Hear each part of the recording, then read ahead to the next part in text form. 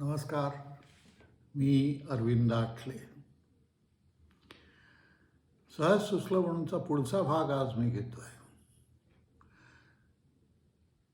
तर या ठिकाणी अध्यात्म हा आपला मूळ विषय आहे. आपण शुद्धतेकडे कसं जायचं. आज आपण अशुद्ध आहोत, सगळे दोष आपल्यात भरलेले आहेत, षड्रिपू भरलेले आहेत आणि आपण यावेळी गुरुला शरण जातो आणि गुरु आपल्यातले दोष काढतो अशी आपली भावना आहे.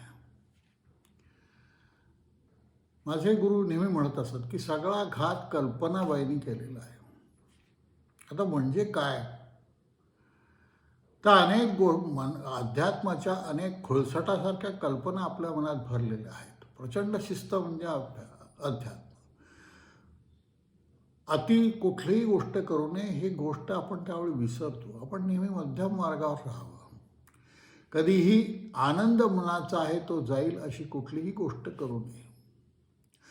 दुसऱ्याला आपल्यापासून कुठलाही त्रास होईल अशी कोणतीही गोष्ट आपण करू नये. गोष्टी अतिशय साध्या असतात. एक विशिष्ट कल्पना देवतेविषयी, आपल्या गुरूंविषयी, आपल्या सगळ्याच कुठल्याही व्यवहाराविषयी आपल्या ज्या असतात त्याचा आग्रह धरतो आपण. आणि हा आग्रह तुम्हाला बरोबर त्या अध्यात्माच्या उलट्या बाजूला घेऊन जातो. तो इतक्या नकळत घेऊन जातो की आपण उलट्या बाजूला आहोत हे भल्यांना सुद्धा समजत नाही. आपल्या मताचा आग्रह म्हणजे काही अहंकार आहे हे आपण विसरून जातो. माझंच बरोबर ही कुठेतरी त्यात भावना असते. इतर चूक ही एक त्यात कुठेतरी भावना असते. इतरांना मी सुधारवणार आहे ही एक कुठेतरी त्यात भावना असते. मी अत्यंत पुढे गेलेलो आहे, माझ्या 42 पिढ्यांचा उद्धार आता मी करतो आहे अशी एक कुठेतरी भावना असते. साधक म्हणजे अतिशय सावध राहणं आवश्यक आहे. जो अत्यंत सावध असतो तो साधक. आता हे सावध असणं म्हणजे काय हे थोडंसं जर आपण विचार केला.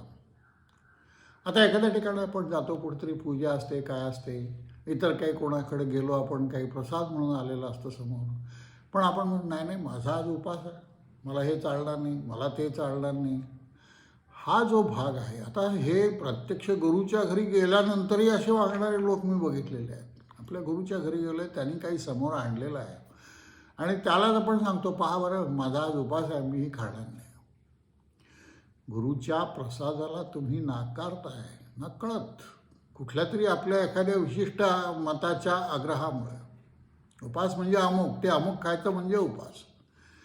अरे उलट सगळं उपासाचं अन्न जड जड आपण खातो आणि खरोखर म्हणजे उपासाचा जो मूळ हेतू असतो, पोटाला आराम, मनाला आराम, त्याच्या उलट वागत असतो. पण हे सत्य पचवायची आपली तयारी असत नाही. विचार करून पहा मी जे काय सांगतो आहे तुम्हाला. त्यामुळे आग्रह, कुठल्याही ठिकाणी आग्रह आला की तो विवेक राहिला नाही, वैराग्य राहिलं नाही. कुठल्याही मताचा अनाग्रह हे खरं म्हणजे अध्यात्म आहे. विवेक वैराग्य, विवेक वैराग्य ही फार मोठी गोष्ट आहे. मी तुम्हाला सांगितलं माझ्या गुरूंनी पहिला जो उपदेश केला त्यात विवेक वैराग्य कसं आणलं पाहिजे. आणि ते नसेल तर बाकी सगळं शून्य आहे. इतर गोष्टी कितीही तुम्ही करा त्याला काही अर्थ नाही हे समजलं पाहिजे आपल्याला. दुर्दैवाने एवढं आपल्याला समजत नाही. म्हणून मी सांगितलं कल्पनाबाईंनी घात केलाचा अर्थ काय, फार विशाल अर्थ आहे. आपण आपल्या मनाशी विचारून पहा. अमुक एक गोष्ट मी करतो आहे, का करतो आहे, तर अमुक एक माणसाने ती अमुक एक खूप चांगली गोष्ट आहे सांगितली म्हणून मी करतो आहे. मी आग्रह धरावा का अशावेळी त्या गोष्टीचा, खरोखरच चांगली असेल का त्या माणसाला चांगली वाटली म्हणून ती चांगली. हे सगळे लोक चाचपडणारे आहेत. खरे गुरु ह्या लाखात एखादा असतो. अर्थात उरलेला 99,999 गुरूंना काही किंमत नाही किंवा ते चूक आहेत असा त्याचा अर्थ नाही. पहिलीतला शिक्षक जेव्हा आपल्याला मुळाक्षर शिकवतो, हा मुळाक्षर शिकवणारा गुरु हाही तितकाच महत्त्वाचा असतो जो PhDला मॅथमॅटिक्स शिकवतो. दोघांच्यात फरक नाही. आपल्याला वाटतं PhDचा गुरु म्हणजे काहीतरी महान मोठा गुरु आहे, असं नाही आहे. यांनी जर मुळाक्षरं शिकवली नसती तर तुला ते पुढचं आलं असतं का. प्रत्येक पायऱ्या आहेत. तुम्ही एकदम पहिल्या पायरीवरून 100व्या पायरीवरून कधी जाऊ शकत नाही. शेकडो जन्म जावे लागतात. ज्ञानेश्वर, शंकराचार्य हे काय असे आपोआप उत्पन्न झालेले नाही आहेत. त्यांच्या मागे त्यांच्या शेकडो जन्माची तयारी आहे. मागे सगळं केलेलं पुढे ते आणतायत. मागच्या पानावरून पुढच्या पानाचा प्रवास असं थोडक्यात आपल्याला म्हणता येईल. तर हे मनाशी आपण पक्क ठरलं पाहिजे की आपल्याला जर पुढे जायचं आहे तर slow but steady wins the race. कासवानी ह्याची जी सस्याच्या शर्यतीची जी गोष्ट आपल्याला सांगितली जाते, हिसाब नीतीसारख्या या गोष्टी आहेत. यामधून शिकलं पाहिजे. बिटवीन दी लाईन्स आपण शिकलं पाहिजे. आता अनेक वेळा मी तुम्हाला हे नेहमी सांगतो की आपण गुरुचरित्रातल्या काही अध्याय दिलेले, हे असं वागा तसं वागा, विशेषतः 33, 34, 35 हे काय जे काही आहेत शास्त्र त्यात समजावून सांगितलेलं आहे. पण शास्त्राचा अतिरेक करा असं कुठे सांगितलेलं नाही आहे. त्या अतिरेक करण्यापायी मी दुसऱ्याची मानसिक हिंसा करतो आणि मूळ त्याच्या उद्दिष्टापासून मी खूप लांब राहतो, हे माझ्या लक्षात येत नाही. मग त्यासाठी मी चिडचिड करतो. माझे नियम पाळले गेले पाहिजे. मी अमुक खाईन, मी तमुक करीन, मी अमुक ह्याच्यावर झोपीन. मी हे कुठं आलं हो? का आलं हे? मानसिक शुद्धता राहावी एवढा त्यात मूळ हेतू आहे. आणि तो जर राहत नसेल, मूळ हेतूच जर नष्ट होत असेल तर या गोष्टी करण्याला काही अर्थ नाही. हे आपल्याला समजत नाही. आपल्याला समजलं पाहिजे की आपण नक्की काय करतो. मनात आपली भूमिका अत्यंत स्वच्छ असावी लागते. मला नक्की काय करायचं आहे? मला सत्याकडे जायचं आहे. सत्य काय हे मला समजावून घ्यायचं आहे. सत्वरजतम या तिन्ही गोष्टी मला सोडायच्या. सत्व ही सोडायचं आहे. सगळंच सुटायचं आहे. माझ्या मनात कुठल्याही कल्पना येऊ नयेत. निर्विकल्प. निर्विकल्पचा अर्थ काय? कुठल्याही कल्पना नाही. शांतपणे तो डोळे मिटून बसलेला आहे. दुनियेच्या पूर्ण अलग झालेला आहे. आत वळून पाहतोय आणि आत वळून माझ्यातले, स्वतःतले, त्या शरीराचे, त्या मनाचे सगळे दोष काढून टाकतोय. मनमानुनी उन्मन करा ताटी उघडा ज्ञानेश्वरा. तर मनमानुनीचा अर्थ काय? मनमारुनीचा अर्थ काय? मन म्हणजे कल्पना. कारण ह्या सगळ्या कल्पना ते मन करत असतं. या जोपर्यंत जात नाही, चांगल्या वाईट, बऱ्या वाईट, सगळ्या ज्या ज्या प्रकारे जीवन जगायचं आहे त्या त्या जीवनात येणारे जे जे चांगले वाईट सर्व प्रकारचे जे अनुभव आहेत हे सगळे मला विसरायचे आहेत. निर्विकल्प. कुठलाही विकल्प मनात येऊ नये, कुठलीही कल्पना मनात येऊ नये. हे मला साध्य करायचं आहे. हे जर साध्य करायचं असेल तर मग आपल्याला काय करायचं आहे? शांत बसा. आपल्याकडे आत वळून पहा. मी कसा वागतो ह्याची चौकशी करा. माझ्या हातून काय काय घडतं आहे याची चौकशी करा. मी खूप प्रत्येक गोष्टीत प्रचंड सिरियस असलं पाहिजे असं नाही. शेवटी जो काही आपल्याला करतो ह्या आनंदासाठी आपण करतो आहोत. शेवटचा जो आनंद आहे तो मला मिळवायचा आहे. सच्चित आनंद. त्यासाठी माझं चित्त स्वच्छ असलं पाहिजे. ते सत्य असलं पाहिजे. कुठल्याही कल्पनावर आधारित असं ते नको. आणि बघ हे सगळं झाल्यानंतर मला जो मिळणारा आनंद आहे तो निर्भेळ आहे. जो कुठल्याही खाण्यापिण्यातून, जो कुठल्याही भोगातून हे जे आनंद मिळतात यातही आनंद मिळतात. कारण तसं नसतं तर आपण खाण्यापिण्याच्या आणि भोगाच्या मागे लागलो नसतो. हे नैसर्गिक आहे. पण तो प्राणी असो, मनुष्य असो, कोणी असो, आपण आनंदाच्या मागे आहोत. एखाद्या विशिष्ट अनुभवाने मला आनंद दिला की तोच अनुभव सतत घ्यावा असं मला वाटत राहतं. श्रीखंड खाण्याने मला आनंद होत असेल तर मला नेहमी श्रीखंड खावासं वाटत असेल. मिसळ खाण्याने मला आनंद वाटत असेल तर मला नेहमी मिसळ खावीशी वाटते. तर हे जे आहे हे आनंद मिळवण्यासाठी आपण करतो आहोत. परंतु तो आनंद टिकत नाही. मिसळ खाताना, श्रीखंड खाताना मला खूप आनंद होतो. परंतु ते जर जास्ती झालं तर मला दुसऱ्या दिवशी त्रासही होतो. मग तो आनंद माझा टिकला का? तो त्या क्षणापुरता टिकला. संभोगाचा आनंद त्या क्षणापुरता टिकतो. पुढे राहतो का तो? ही जी अवस्था आहे ही कायम राहणारी अवस्था येण्यासाठी, जसं आता भगवान बुद्धाचं आपण उदाहरण देतो, लग्न झालं, मूल झालं, प्रचंड लोकांच्या दृष्टिकोनातून अत्यंत सुखाच्या उच्च शिखरावर तो होता. परंतु त्याचवेळी त्यांनी पाहिलं की खांद्यावर घेऊन 4 लोक खांद्यावर प्रेत घेऊन चालले आहेत आणि मग त्याला जीवनाचं फोलत्व लक्षात आलं. शेवटी हे होणार आहे. आपण कितीही मानलं, कितीही शरीराचे लाड केले तरी ते लाड टिकणार नाही आहेत. त्या लाडाचा होणारा आनंद, त्या लाडाचं होणारं दुःख, यातलं टिकणार काय नाही, टिकणार काय आहे ते मला हवं आहे, ही गोष्ट जेव्हा त्याच्या लक्षात आली तेव्हा हे सगळ्यावर लाथ मारून तो जंगलात चालला गेला. आणि वटवृक्षाखाली बसून त्यांनी जीवनाचा विचार करायला सुरुवात केली. आपले सगळे ऋषीमुनी हे सांगतायत आपल्याला, हे आपण विसरतो. त्यांनी ब्रह्मचर्याच्या मूर्खपणाच्या कल्पना नाही केल्या. ऋषीमुनी बहुतेक सगळे हे विवाहित होते. सुख घेतल्याशिवाय सुख जात नाहीत. सुखाच्या ज्या कल्पना आहेत, जरी त्या कल्पना असल्या तरी त्या प्रत्यक्ष आहेत असं आपल्याला वाटतं. ते सुख आपण त्या क्षणी तरी आपण सुखी असतो. आवडणारी गोष्टचा उपभोग घेताना आपण सुखी असतो. फक्त दुर्दैव असं की ते सुख टिकत नाही आणि हे आपल्याला समजत नाही. पुन्हा पुन्हा त्याच एका सुखाच्या मागे आपण लागतो. आणि इथे सावध राहण्याची गरज आहे. ज्याला उत्तम साधक व्हायचं आहे त्यांनी शांतपणे डोळे मिटून या सगळ्या गोष्टींचा विचार करावा की शाश्वत काय आहे. हे सगळं अशाश्वत आहे दिसतंय मला.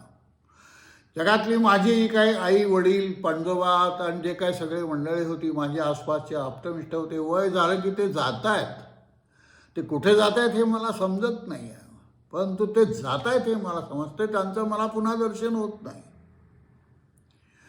हे सत्य मृत्यू समोर आहे, तो आपल्यालाही आहे हे समजत असून सुद्धा अनेक गोष्टींचा त्याग आपण करू शकत नाही. कारण त्या गोष्टींची आपल्याला सवय झालेली असते आणि ती सवय हीच किती बरोबर आहे हे आपलं मन आपल्याला पटवत असतं. मन मोठं धोकादायक आहे. मन चिंतिते वैरी न चिंती ही जी म्हण आहे ही यातून आलेली आहे. तुमच्याविषयीचा सगळ्यात वाईट विचार करणारं तुमचं मनच असतं आणि तुमच्याविषयीच्या तथाकथित चांगल्या कल्पना करणारंही तुमचं मनच असतं. ह्या सगळ्या कल्पना आहेत. या कल्पनेला जेव्हा आपण सोडू, या कल्पनेचा जेव्हा आपण त्याग करू, या कल्पनेपासून आपण जेव्हा अतिशय दूर राहू आणि दूर शांतपणे दुरून त्या कल्पनांकडे पाहिल्यानंतर लक्षात येतं की अरे ह्या तर कल्पना होत्या, मी फार चुकीचा विचार करत होतो. दुसऱ्याला नावं ठेवताना होणारा आनंद असतोच, पण तो सात्विक नसतो. याचा आपण खरंच विचार करतो का हो? मी एक अमुक गुरुच्या सान्निध्यात आहे, या कल्पनेच्या आधाराने तुम्ही दुसऱ्याचे दोष काढायला सुरुवात करता. म्हणून मी तुम्हाला सांगितलं मगाशी की पहिलीतला गुरु आणि PhDचा गुरु हे सारखेच आहेत. गुरूंमध्ये आपण कधीही भेद करू नये. देवतांमध्ये कधी आपण भेद करू नये. धर्मामध्ये आपण कधीही भेद करू नये. आपण वैदिक आहोत.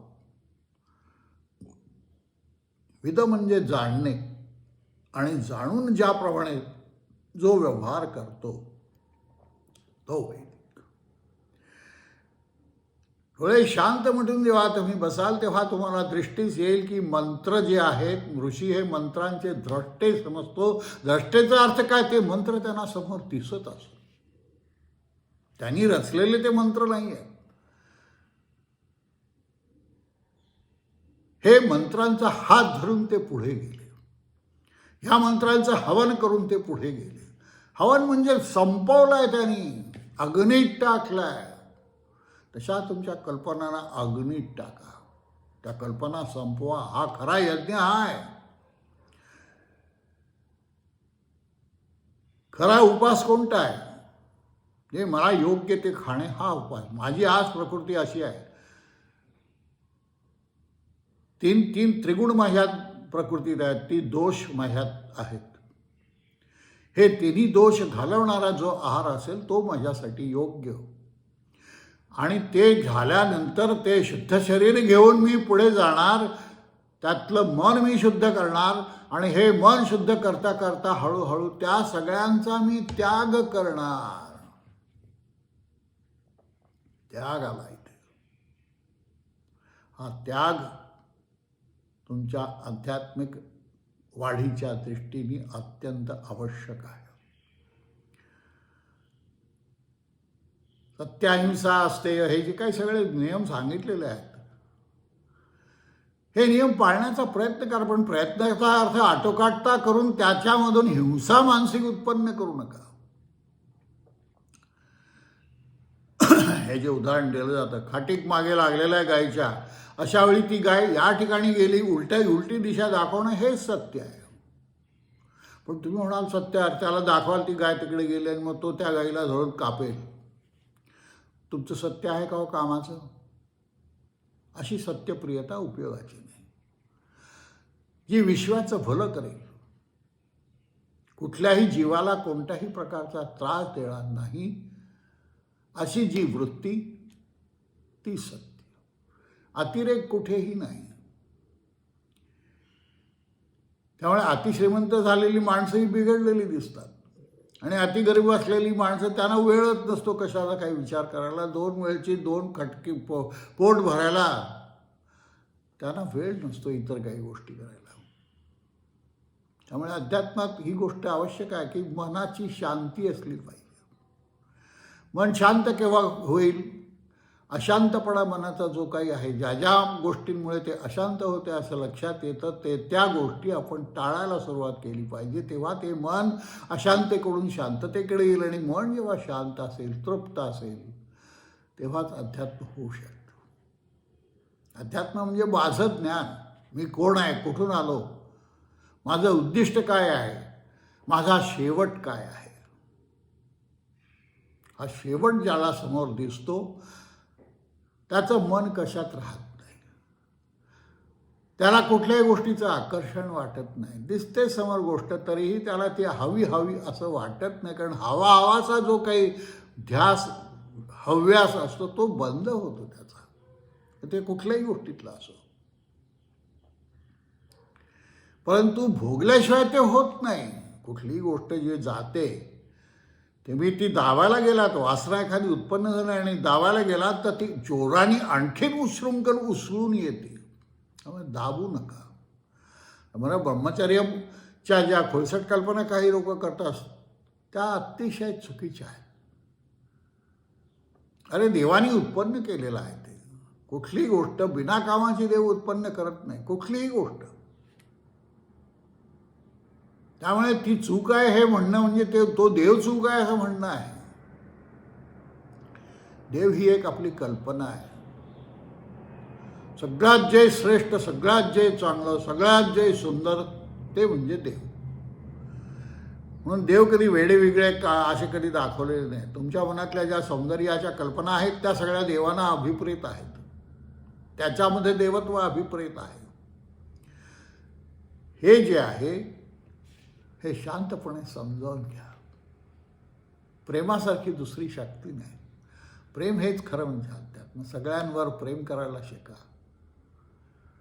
हे प्रेम करायला शिकणं, हे प्रेमाचा जो काही कुटुंब आहे हे वाढवणं, कोणाचाही द्वेष न करणं, कोणाचाही मत्सर न करणं, कोणत्याही गोष्टीचा लोभ न करणं, हे सगळं अवघड आहे. हे म्हणायला फार सगळं सोपं आहे, परंतु हे अत्यंत अवघड आहे.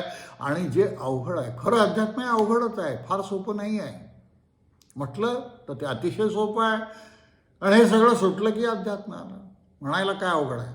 म्हणायला तर काही अवघड नाही आहे, परंतु प्रत्यक्ष करायला ते अवघड आहे. हे जे काही यमनियम जे काही दिलेले आहेत, आसन प्राणायाम, हे जे काही सगळं दिलेलं आहे, हे तुमचं मन शुद्ध करण्यासाठी आहे. पण हे करण्याने जर मन शुद्ध होत नसेल तर ते तुमच्यासाठी अयोग्य आहे, हेही तुम्हाला समजलं पाहिजे. एखादा गुरु आपण पकडतो आणि त्याच्या मागे लागून तो जो जे काय, अरे पण त्यासाठी मागे काही तुमची पार्श्वभूमी समजून घेतली तरच ते योग्य होईल.